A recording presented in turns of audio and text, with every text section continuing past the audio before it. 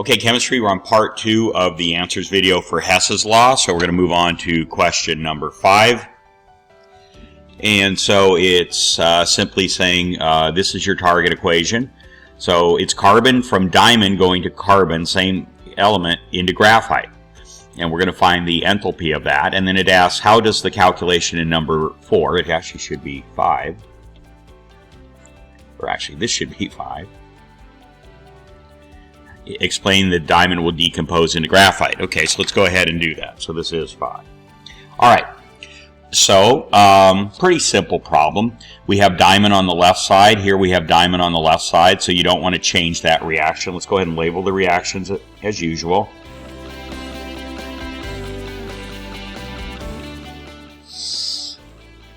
Okay, and we have 1A. Graphite here is on the right side, and here it's on the left, so we're going to need to reverse equation 1. So flip it all the way around. So this CO2 comes over to the left. That means you have to reverse the enthalpy, so it's delta H equals positive 393.5. Okay, 2A, diamond is on the left, it's on the left, so we want to keep this one the same, so we're just going to copy it. And that means this enthalpy is going to stay the same. H. Okay, so we're going to cancel. We have CO2 on the left of this arrow and on the right of this arrow, so they cancel out.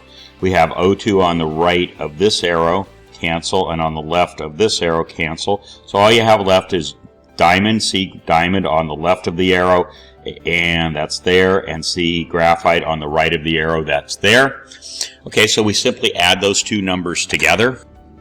And when we add these two, we come up here, and that's going to give us delta H of this equals negative 1.9 kilojoules. Okay, so that's exothermic. It means the reaction is going to lower energy, going from diamond to graphite. That means it's going to want to take place because it wants to go to lower energy. So that means naturally a diamond will decompose into a very soft form of carbon called graphite, which is in your pencil. Again, because this is going out, energy going out, natural systems want to go to lower energy. So the fact that this is negative, it means it's going to lower energy. It's exothermic. It's giving off energy. So it's going to lower energy going in this direction, and so it's going to want to naturally happen. And that's the answer to A. Okay, so you're going to have to put that in your own words. I'm not going to write that out for you. Okay, there we go. Let's go on to number 6. Calculate the enthalpy for this reaction from these two. All right. So again, we start off by looking at something that only appears once, that's in the target first of all, so P4O10, and only appears once down here, and there it is, P4O10. There's 1 mole of P4O10 on the right side of the arrow, and there's 1 mole of P4O10 on the right side of this arrow. So let's label the equations 1 and 2. That means we don't want to change equation 2 because it has P4O10 on the right, and that's what we want. So we're simply going to copy equation 2. And again, ignore the S and G in parentheses. Okay, so P4O10 is on the right side, on the right side. Okay, what about this one? Oh, by the way, the enthalpy, that's the important part. It's not going to change. Okay, now what about this one? We have P4O6 on the left side of the arrow in the target, and we have it on the right side in equation 1. So we're going to need to reverse equation 1 to get this over to the left side. Okay, that means we're going to change the sign on the enthalpy. So delta H equals 16, positive 16, I'll put a little plus sign there, 40.1. Okay, now we're going to add the two equations to see that they match with the target. Okay, so we have P4 on the right side of this arrow in a 1A. By the way, as I said, it's always nice to just put a light line so you don't accidentally add these in when you're trying to do your final enthalpy. Okay, so P4 on the right side of this arrow, on the left side of this arrow, that means they're going to cancel. Okay, you got P4O6, it doesn't appear anywhere else, so it's going to come down and be in the final equation. I'm going to put an arrow right in the middle because we don't know what else we're going to need to have. Okay, P4O10 is on the right side over here, so we're going to write it over here. And now we have 502 on the left side of this arrow, 302 on the right side of this arrow, so they subtract. 5 minus 3 is 2, and it goes on the side with the bigger of the two numbers. So plus 202. Okay, so we see that this equation matches our target. There matches up with that. So now we're going to add these two numbers together. And that gives us 1,300 negative. Negative 1,300 kilojoules. So it's exothermic, it's releasing energy when this takes place. And that's your final answer. That's what you want right there.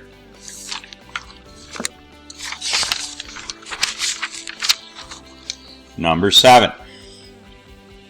Okay, so here's our target. Here are the two reactions we're working with up here. Okay, so what do we have? We have SO3 here. SO3, the only place we see it up here is here. So here it's a 2SO3. In our target, it's only a 1SO3.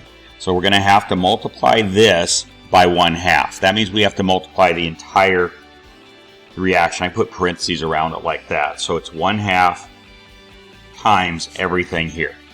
So let me label the equations first. This is 1 and this is 2. Okay, so I'm going to go ahead. I don't need to reverse it. I just need to multiply this by 1/2 to get this. So I'm going to come down here and write 2A.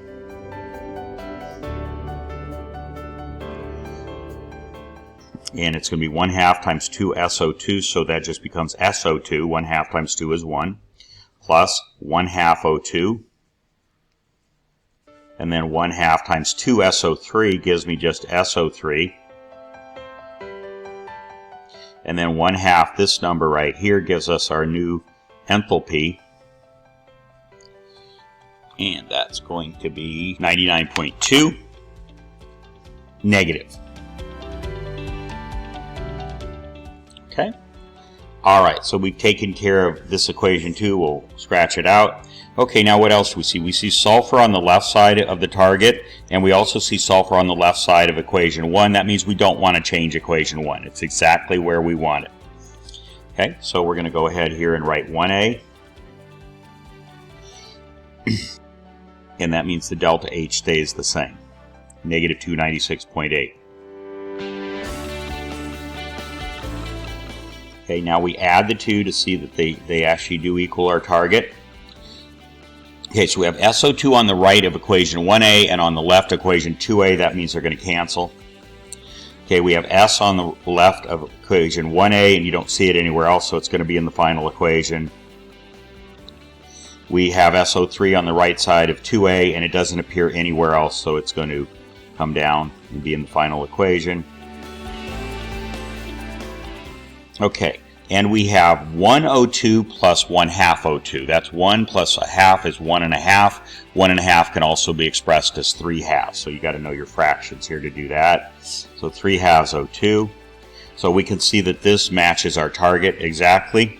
So now we could go ahead and add the enthalpies. The only one we had to change was we had to cut equation 2 in half, that one to become that. So we're going to go ahead and subtract those. You're actually technically adding them, but they're negative signs. And that gives us negative 396 kilojoules for this reaction, our target reaction. There's your answer. Okay, and a couple more here.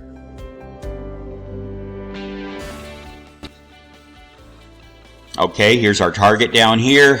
Here's our two equations. We're going to label them 1 and 2. All right, let's look at CO. We have CO here. It appears here and nowhere else. And it's on the left side of the arrow and a coefficient of 1.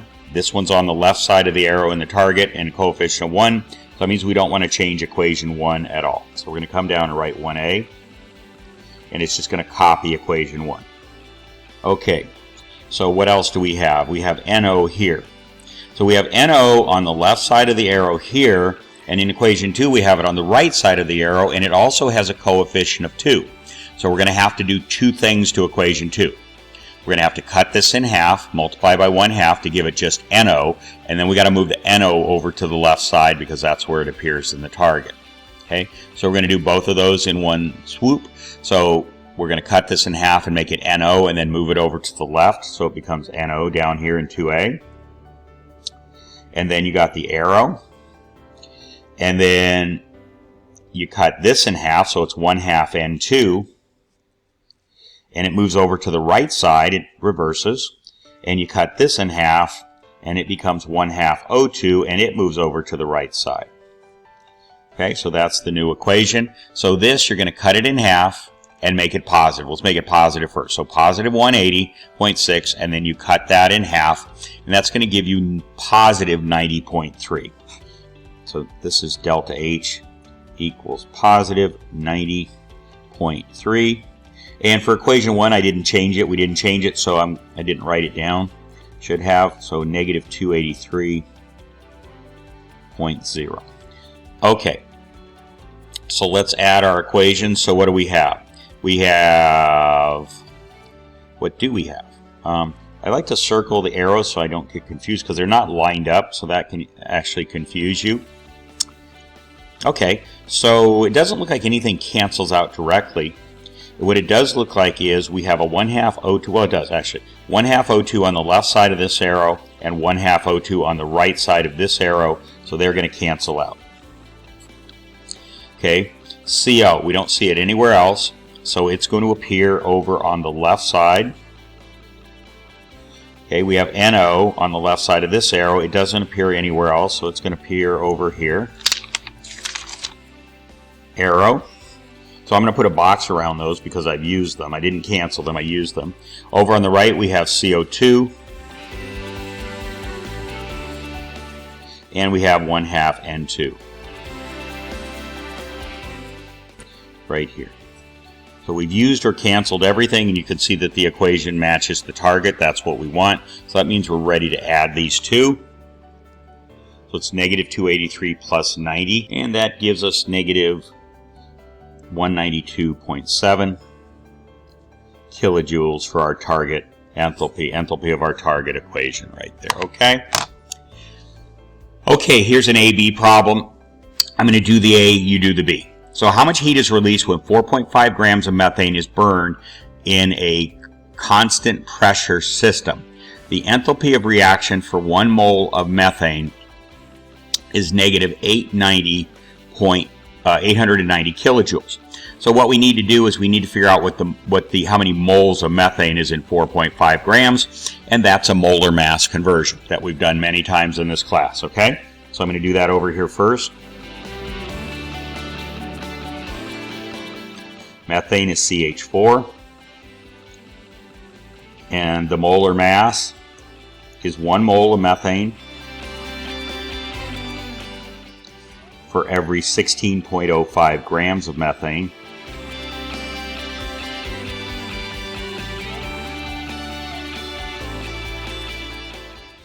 Grams of CH4 cancels and cancels, so it's 4.5 times 1 divided by 16.05. And that gives us 0.28 moles of CH4. Okay? So it says the enthalpy for reaction for 1 mole of methane is this. We don't have 1 mole, we have that many moles. So we're going to take that number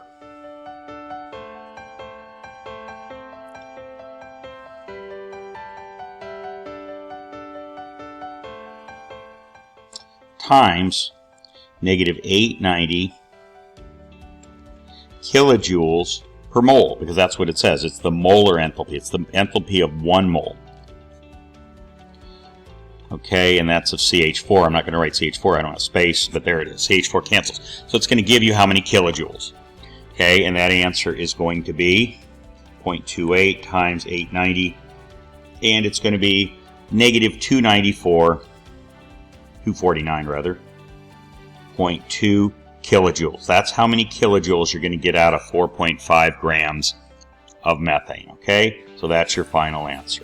Okay, so do the same procedure down here. I even use methane again, so it's still going to be the same molar mass. Okay, that takes care of the answers video for Hess's Law. Get that in by Friday the 13th, May the 13th. All right? See you on the next lesson.